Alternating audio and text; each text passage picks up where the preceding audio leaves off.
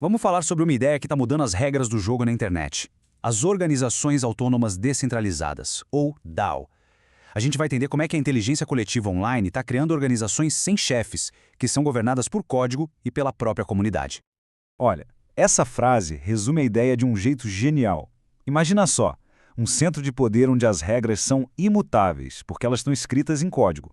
As decisões são tomadas por votação de todo mundo. E o mais importante, as ações acontecem de forma automática, sem depender da boa vontade ou da interpretação de ninguém. Essa é a grande promessa de uma DAO. Tá, mas como é que isso funciona na prática? É possível mesmo ter uma organização sem aquela hierarquia tradicional que a gente conhece? Vamos mergulhar nessa mudança fundamental. Sair de um modelo de cima para baixo e ir para uma rede onde todo mundo colabora e decide junto. O contraste aqui é muito claro, né? De um lado, a estrutura que a gente já conhece bem, hierárquica, com decisões vindo do topo e processos que muitas vezes a gente nem sabe como funcionam. Do outro, a DAO propõe uma rede que é governada pela comunidade de um jeito totalmente transparente e onde o código, e não o gerente, garante que as regras sejam cumpridas. Então, o ponto central é esse aqui. Uma DAO é uma organização que já nasce na internet. Ela funciona com base em contratos inteligentes, que são tipo a constituição da organização, sabe? Gravada em pedra digital e é gerenciada coletivamente pelos seus membros, sem precisar de uma autoridade central para existir ou para funcionar. Mas essa ideia não surgiu do nada, não. A história das DAOs é marcada por um evento assim bem dramático, que quase acabou com o conceito antes mesmo dele engrenar. Mas, por outro lado, nos ensinou lições valiosíssimas sobre os perigos e as promessas da democracia digital. Pois é, em 2016 surgiu a primeira grande experiência desse tipo, a The DAO. A ideia era simplesmente revolucionária. Criar um fundo de investimento onde qualquer pessoa que comprasse seus tokens poderia votar em quais projetos iam receber o dinheiro. Era a descentralização na sua forma mais pura. O projeto foi um sucesso absurdo, levantando o equivalente a 150 milhões de dólares. Mas, poucas semanas depois, o desastre. Uma falha no código foi explorada por um hacker. O que veio a seguir foi um verdadeiro teste de fogo para a governança descentralizada.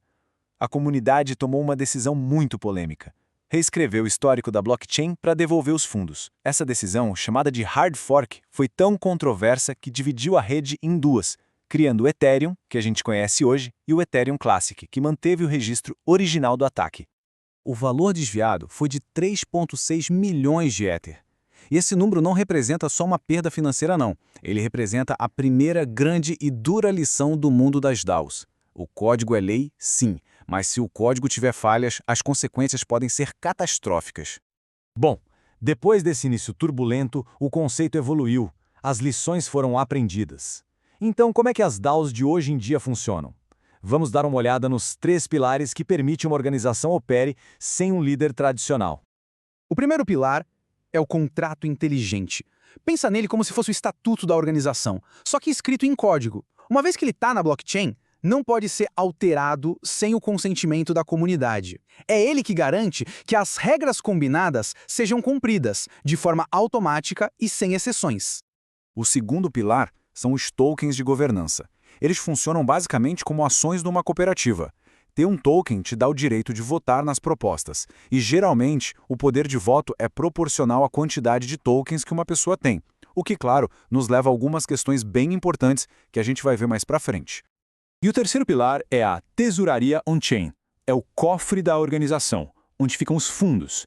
E o ponto-chave é que ninguém, nem mesmo os fundadores, pode mexer em um centavo sem aprovação da comunidade, através de uma votação que fica registrada de forma transparente na blockchain para todo mundo ver. O processo de decisão, na teoria, é bem direto. Um membro faz uma proposta. Aí a comunidade de detentores de tokens vota. Se a proposta passar, o contrato inteligente executa a ação sozinho, seja para transferir fundos, mudar uma regra ou começar um projeto novo. É um ciclo democrático e automatizado. E hoje em dia, olha, existe DAO para quase tudo. As DAOs de protocolo, como a MakerDAO, governam sistemas financeiros inteiros na blockchain. As de investimento, tipo a PleasrDAO, juntam grana para comprar coletivamente ativos valiosos, como NFTs. E tem até DAOs sociais, que organizam comunidades para causas específicas. A versatilidade desse modelo é impressionante. Mas, claro, nem tudo é perfeito. A ideia de uma democracia totalmente digital e baseada em código enfrenta problemas bem complexos e, na verdade, muito humanos. Vamos agora olhar de forma crítica para as limitações e os riscos que as DAOs enfrentam. E aqui a gente chega numa pergunta que é fundamental. Ao tirar a autoridade humana e colocar o código no lugar, será que a gente não corre o risco de simplesmente trocar um tipo de poder centralizado por outro? Um poder inflexível, que não pode ser questionado ou adaptado facilmente a situações que não foram previstas? E os desafios são muito reais. A apatia dos eleitores é um problema sério. Muita gente que tem token simplesmente não vota. A concentração de tokens nas mãos de poucos pode acabar com a descentralização, criando as famosas baleias com poder desproporcional. E, além disso, a falta de clareza jurídica e os riscos de segurança, como a gente viu na história da DAO, são obstáculos gigantes. Apesar de todos os desafios, o ecossistema das DAOs não está parado.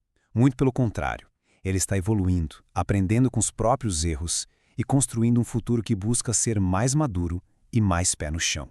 O que a gente está vendo é um movimento na direção de modelos híbridos, que combinam a automação do código com alguma supervisão humana para casos excepcionais. Ao mesmo tempo, estão surgindo as primeiras estruturas legais, como no estado de Wyoming, nos Estados Unidos, e discussões na União Europeia que tentam dar alguma segurança jurídica para essas novas entidades. E isso nos leva a uma reflexão muito importante. Talvez o objetivo final não seja descentralização total, quase utópica, mas sim usar essa tecnologia para criar organizações mais transparentes, onde as decisões e o uso dos recursos possam ser auditados por qualquer pessoa a qualquer momento. No fim das contas, as DAOs mostram que é possível sim coordenar pessoas, recursos e decisões sem a necessidade de chefes, só com um código e um propósito em comum. A grande questão que fica agora é: como a gente pega essa ideia poderosa e faz ela funcionar de um jeito seguro, justo e eficaz nesse nosso mundo real tão complexo? Essa é a fronteira que está sendo explorada neste exato momento.